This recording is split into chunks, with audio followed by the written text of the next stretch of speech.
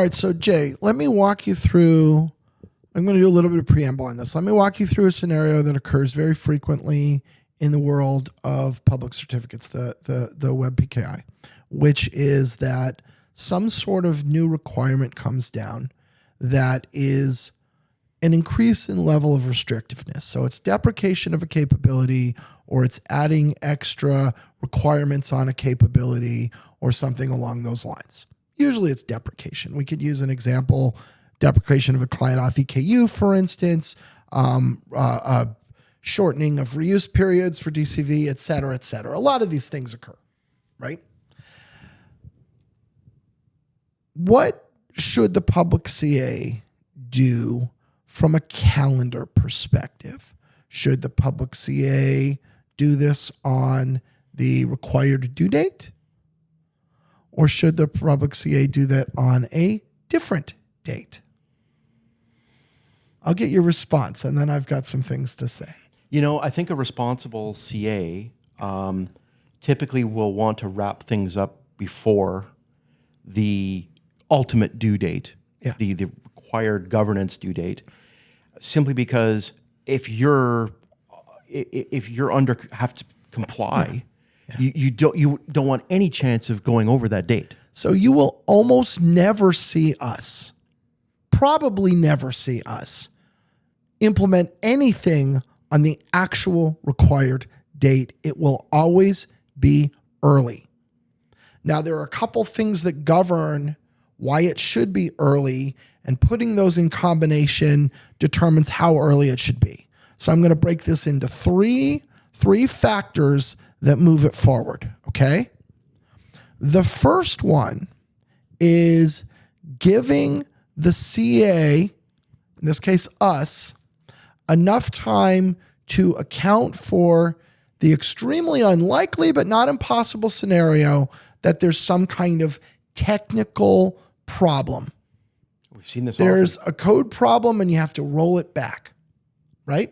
So I have talked a lot on this podcast here and there about the fact that you have to think about running a large-scale, complex public CA as being very akin to having a large, complicated operating system, because it's about an equivalent level of complexity. And just like in a large, complicated operating system, there will inevitably be bugs because it's unavoidable. The same thing occurs in a large, complex CA. There will inevitably be a time somewhere along the line where a fix or a rollback of something is required. Now, in the event that we have gone right up to the deadline and there's some kind of problem with the implementation and we have to roll it back, rolling it back makes it non-compliant. And once it becomes non-compliant, we have to stop issuing certs as a public CA until that compliance can occur. And that is a scenario where, in principle, there could be an outage. There could be a period of time, days, weeks, where I cannot give you a cert. Now, my obligation to you, my subscriber, as a public CA, is to not ever have that circumstance occur, right?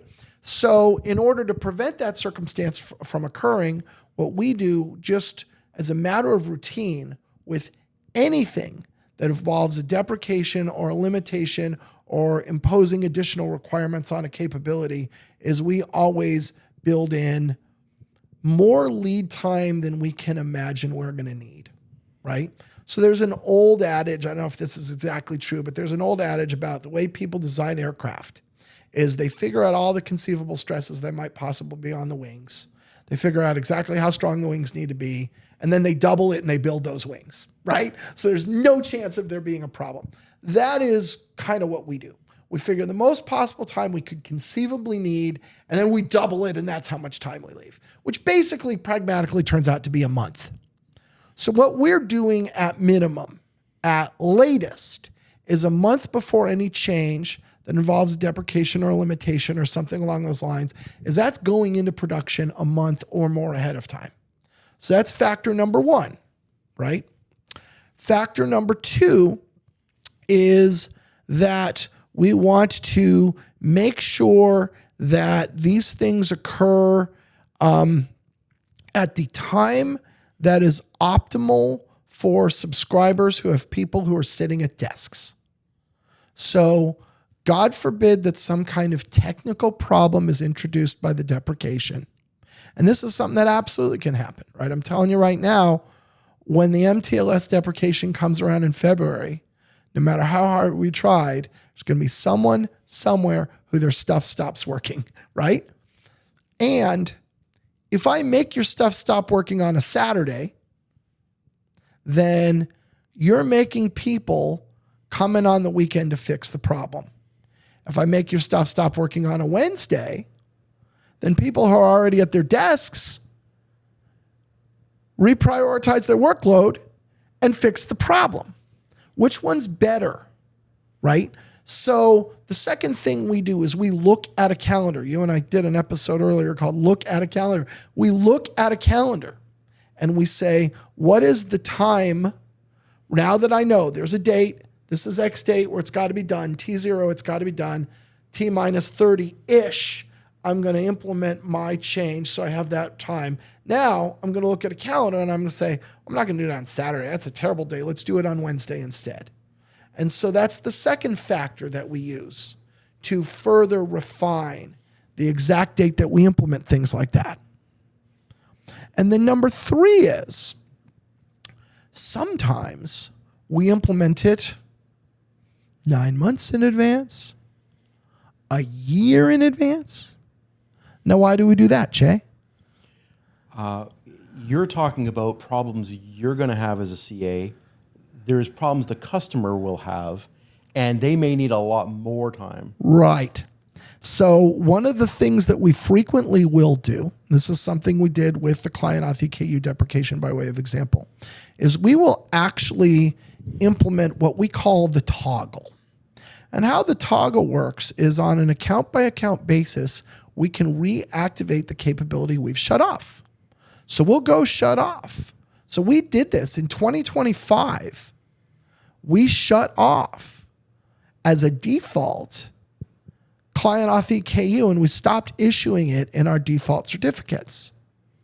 And people who had a problem with it contacted us, and what we did was on an account-by-account basis, we re-enabled it.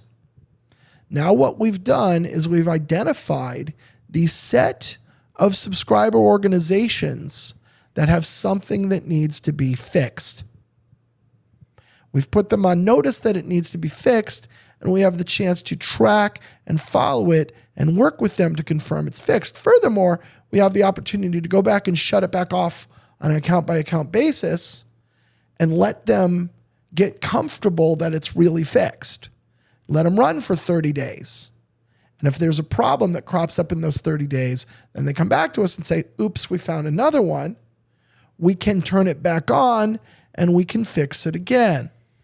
So that actually drives us for these very early deprecations. We've deprecated things a year in advance, more than a year in advance, because it gives us time to work that process.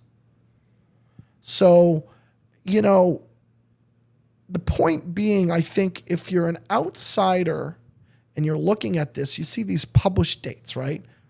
See a browser form ballot or a root program comes out and they said, this is going away on March 15, 2027. Well, for you, it's not. It's going away on a different date, and there are good reasons why, and those are the reasons. And so what you want to do is you want to make sure you understand what the real deprecation date is from your CA, which is going to be governed by all of those factors and is, at least in our case, is always going to be earlier than that date. Completely makes sense. And when the root stores or CAB Forum or whoever it is coming out with one of those hard date rules that everybody has to live by, they're definitely never saying, and you have to make sure it's available up until this date. Oh, yeah, absolutely. They fully bake this into their thinking as well. There's 100% an expectation. So one of the things we see that I think people in general have been very good about, not only CAB Forum ballots, which of course we kind of make sure they are, you know, as members of the CAB Forum, but also when root programs have issued their own unilateral requirements is it's been a long time since any of these things has really been a panic or a rush.